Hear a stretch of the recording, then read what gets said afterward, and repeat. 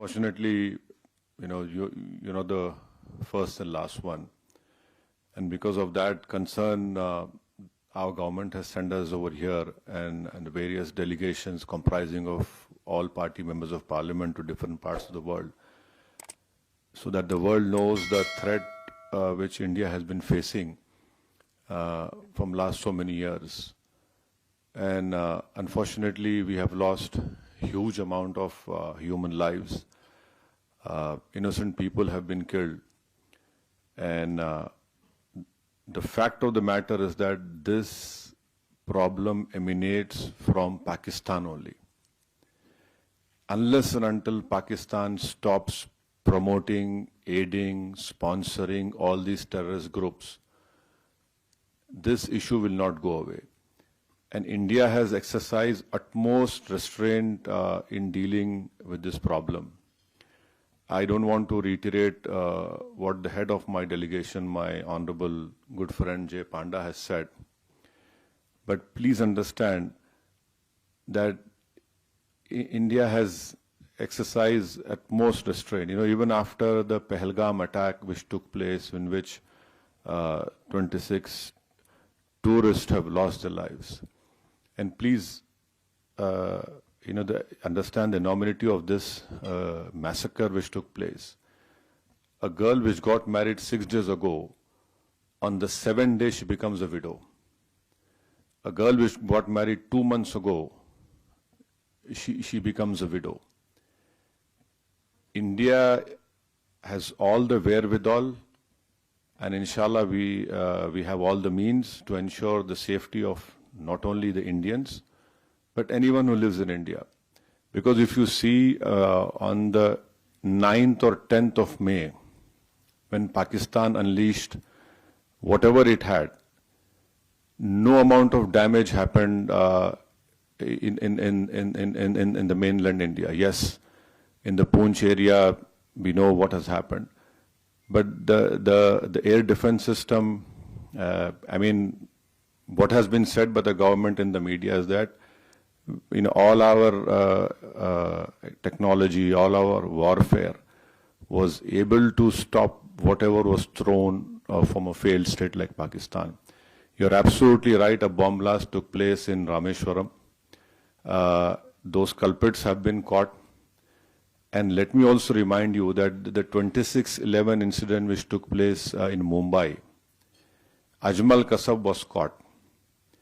Ajmal Kasab was given all the due process of the law, wherein Ajmal Kasab went through all the legal process of our country, and ultimately the court gave him the punishment.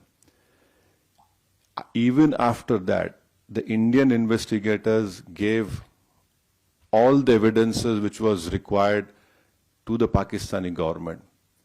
They had given proofs, audio recordings.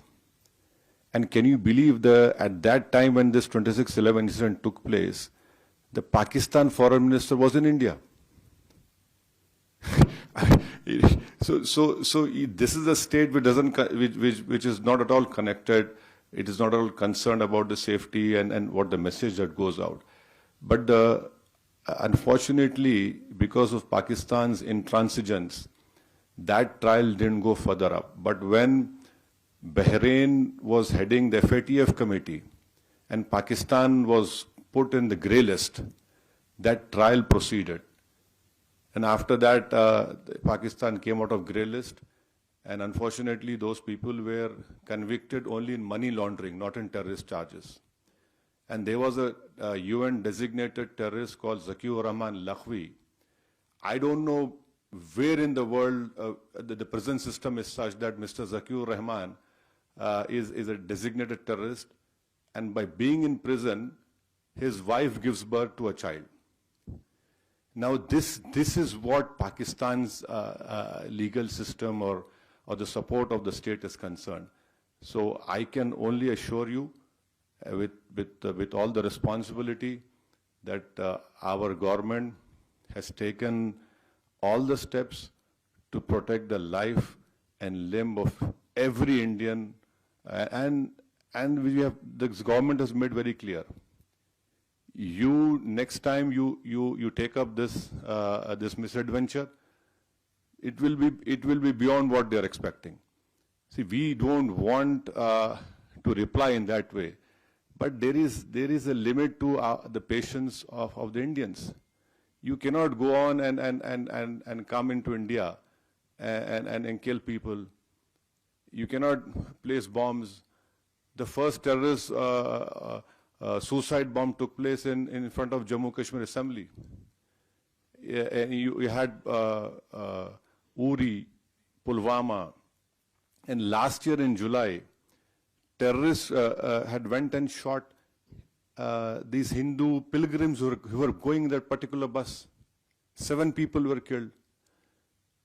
So now I think so there is unanimity in our country, irrespective of whatever political affiliations we belong to. Yes, we have our political differences, but when it comes to the integrity of our country, it is high time that the neighboring country understands. And I would hope and request that the Bahraini government would help us in bringing back Pakistan grey list of FATF.